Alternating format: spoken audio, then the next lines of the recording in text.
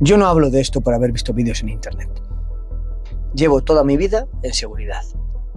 Y cuando ves algo como esto, no necesitas que nadie te lo explique. Lo reconoces al instante. Porque sabes lo que debería haber pasado y sabes perfectamente lo que ha fallado.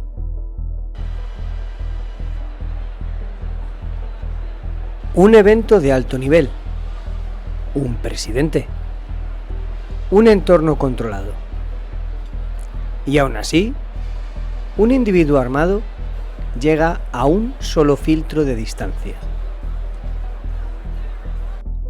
Esto no es una anécdota, es una grieta. Para entender lo que ha pasado, hay que entender dónde estamos. Un clima de polarización extrema, una sociedad fragmentada y una percepción creciente de que el sistema no responde. Y cuando esto ocurre, aparecen perfiles que no buscan protestar. Buscan actuar. No hablamos de impulsos, hablamos de construcción. De personas que se convencen de que lo que van a hacer tiene sentido.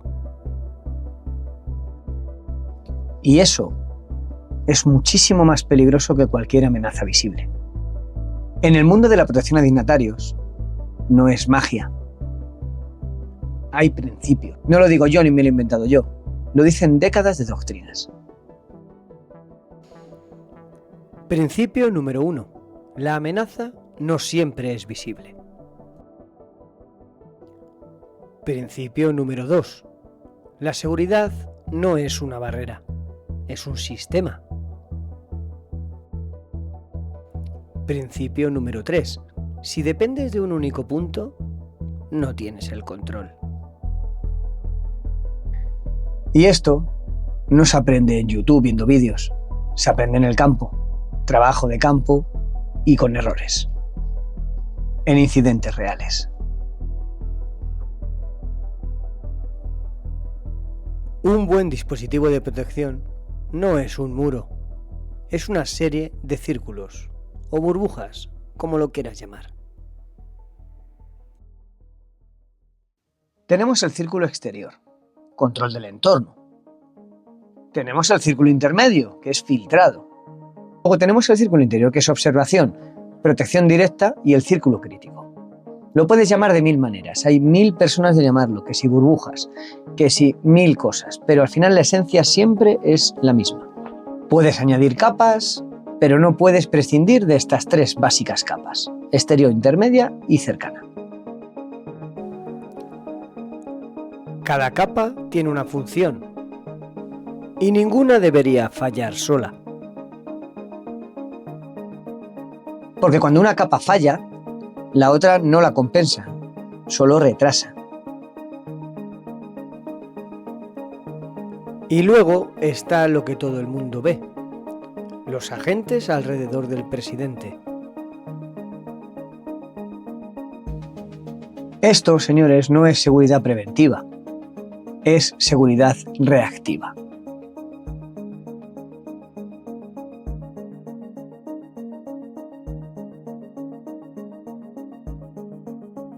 Ese equipo, que se ve que ha llamado tanto la atención, está entrenado y preparado para una sola cosa: ganar tiempo. Tiempo para sobrevivir, tiempo para evacuar, tiempo para cubrir, para dar tiempo a los demás equipos que hagan su trabajo. No están ahí para detectar al atacante, están ahí para enfrentarlo, cuando ya es demasiado tarde.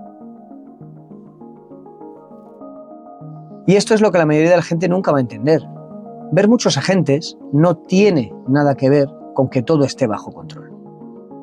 Significa que el sistema está preparado para el peor escenario posible. Y aquí alguien ha atravesado todo eso sin ser detectado. Y eso no es un fallo puntual, debería ser una señal. Porque cuando alguien llega tan cerca, la pregunta no es cómo reaccionas. La pregunta es cómo has llegado hasta ahí.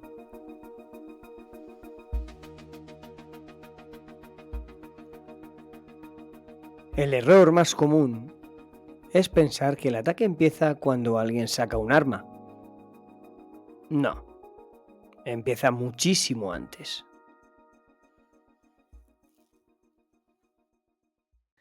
Empieza de verdad cuando alguien decide hacerlo.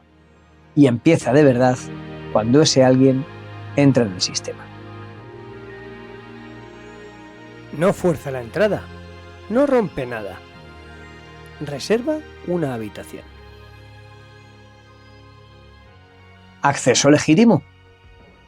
Y eso es lo más peligroso que existe en seguridad.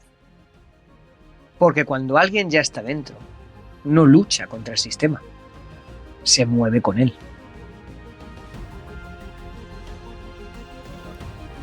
Día previo, reconocimiento, estudio, observación de rutas, lectura de tiempos. No improvisa, aprende, observa, estudia y espera. Y entonces llega el momento. Se equipa, se mueve y desciende por rutas internas. Esto es muy importante reconocerlo.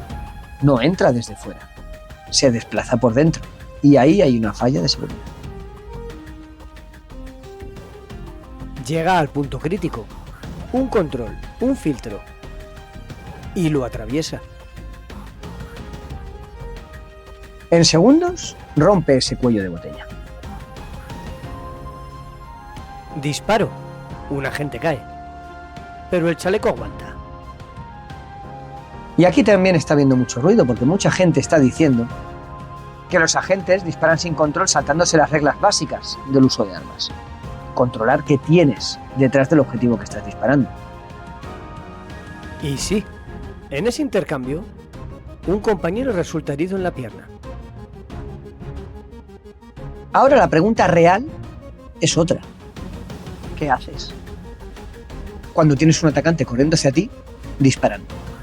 ¿Quién tiene la culpa? ¿El que dispara, como suele ser normal? ¿O los que están a pocos metros de la amenaza y ni siquiera son capaces de detectarla porque están mirando a otro sitio? Porque en la seguridad, en el mundo real, fallar antes obliga a tomar decisiones después. Sí, el que dispara siempre suele tener la culpa. Pero aquí el problema empieza muchísimo antes de apretar el disparador. Y en ese momento empieza la reacción.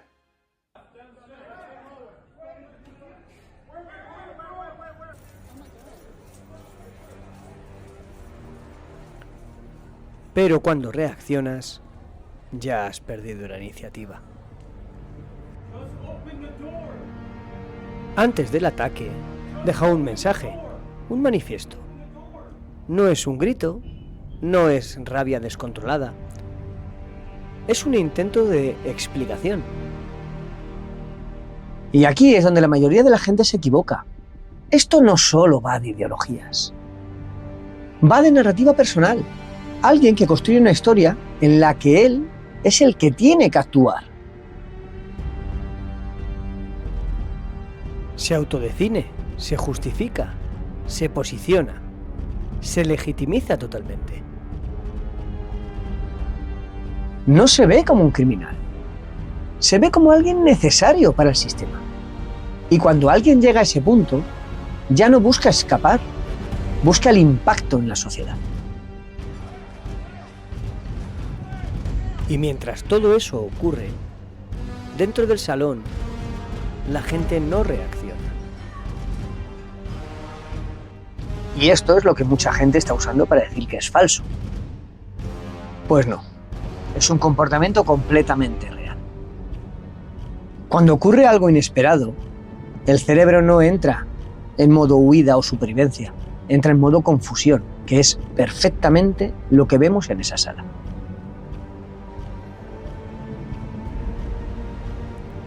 Algunos siguen comiendo, otros miran, otros se ríen, otros graban. Se ven caras ansiosas y nerviosas, pero nadie está alterado. Incluso hay gente que aprovecha para llevarse un par de botellas con la confusión.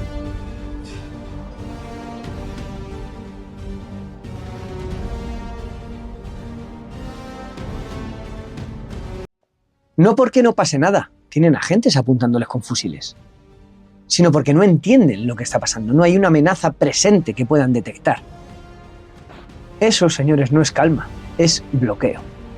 Y esto vamos a hablarlo claro porque van a ser todos los comentarios que leeremos después. Esto es una farsa, esto es todo un juego, esto es todo un montaje que tienen todas las agencias preparado. Vale, vamos a tomarlo en serio. Para que esto sea una farsa, no basta con una teoría. Hace falta algo que la sostenga, ¿no?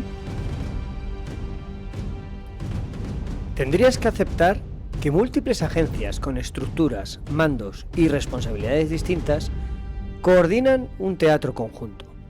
Que agentes armados con munición real apuntan a civiles como parte de una actuación. Que se asumen riesgos reales, legales, operativos y físicos sin ningún margen de error. Y no estamos hablando de IA o un vídeo editado. Estamos hablando de gente entrenada y armada. Munición real. De decisiones en segundos sin un control del entorno total. Y sabemos lo que hace el estrés. Pero esto ya lo hemos visto antes y lo seguiremos viendo. Cuando a Trump le impactó un tiro en la oreja, la gente seguía diciendo que era una farsa. Pues no. Cualquiera que sepa un poquito de balística y de cómo funcionan las armas y las municiones, eso es imposible de preparar. Un disparo real no es una coreografía que se pueda ensayar y preparar. Es caos, son riesgos reales, es margen de error. Y cuanto más complejo haces un supuesto montaje, muchos más puntos de fallo introduces. Más gente implicada, muchas más variables, mucha más posibilidad de que algo se rompa o falle. ¿Puede haber manipulación? Sí, claro que sí, siempre hay manipulación. ¿Puede haber narrativa interesada? Por supuesto, claro que sí. Pero una cosa es eso y otra convertir un evento real en una conspiración total. Porque entonces todo es una farsa, todo es IA, todo es teatro. Y cuando todo es mentira y te rodeas de mentira porque crees que todo es mentira, ya no entiendes absolutamente nada. La realidad, para bien o para mal, suele ser mucho más simple. Alguien planifica, alguien encuentra una grieta, alguien actúa y un sistema responde como puede. No hace falta un plan perfecto. Lo único que hace falta es un pequeño fallo. Pero hay algo más que no cuadra. Hay mucha gente diciendo que esto le va perfecto al presidente para reforzarse. Siempre es la misma premisa, reforzarse. Que es estrategia, que es parte de una narrativa y que es útil políticamente. ¿En serio? ¿De verdad pensáis que alguien como Trump, que hace y dice lo que quiere, que ya ha sobrevivido a múltiples intentos de asesinato, necesita esto? Una vez, vale, lo puedo comprar. Dos, no sé. Tres ya no vale como refuerzo de ningún tipo, ya se convierte en normalidad. Llega un punto en el que lo más sencillo y la explicación más sencilla suele ser la correcta. No es refuerzo y tampoco estrategia. Es un fallo. Simple como eso, un fallo. Y las cosas más importantes no necesitan ser complejas para ser completamente reales. Un simple fallo, por pequeño que sea, te puede cambiar absolutamente la vida. Lo probable es mucho más incómodo para la sociedad. Que el sistema ha sido atravesado. Y que la reacción ha evitado algo que podía ser mucho peor. Pero no ha evitado que ocurra. Esto no empieza aquí. Y lo más importante, no termina aquí. No es el primer intento, no es el primer fallo y por supuesto no es el primer aviso. Lo que estamos viendo es una tendencia. Antes, las amenazas estaban fuera. Distancia, barreras físicas, muros. Ahora, están dentro. Acceso, movilidad, permisos, legitimación. Y eso cambia completamente las reglas. Porque contra alguien que viene de fuera, puedes construir muros. Pero contra alguien que ya está dentro, solo te queda la reacción.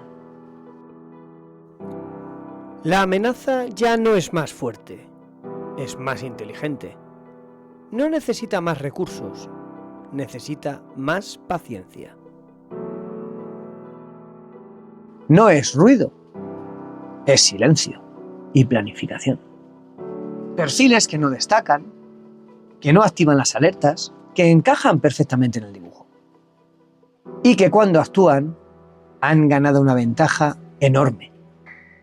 El peligro ya no es el que ves, es el que no eres capaz de distinguir. Y aquí es donde esto deja de ser un caso y pasa realmente a ser un problema.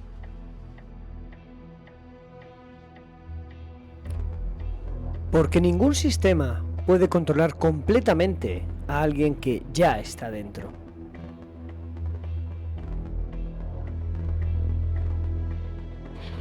Puedes mejorar los filtros, puedes mejorar los controles, pero nunca vas a poder eliminar la incertidumbre. Y en seguridad la incertidumbre es donde vive el riesgo. Esto no va de hacerlo perfecto. Siempre va de reducir errores, aumentar margen.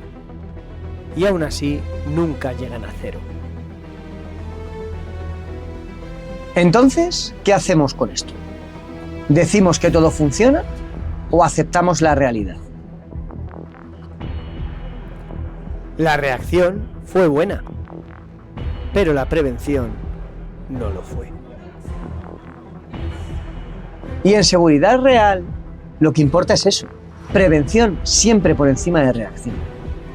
Porque reaccionar bien nunca evita que ocurra, solo evita que vaya más. Nos encanta pensar que todo está controlado, que hay protocolos, que hay barreras, que hay sistemas, que hay gente eficiente en todos los estratos de nuestra estructura. Y los hay. Pero los sistemas no fallan de golpe. Fallan en pequeños detalles, en suposiciones, en decisiones, en cosas que nadie se plantea.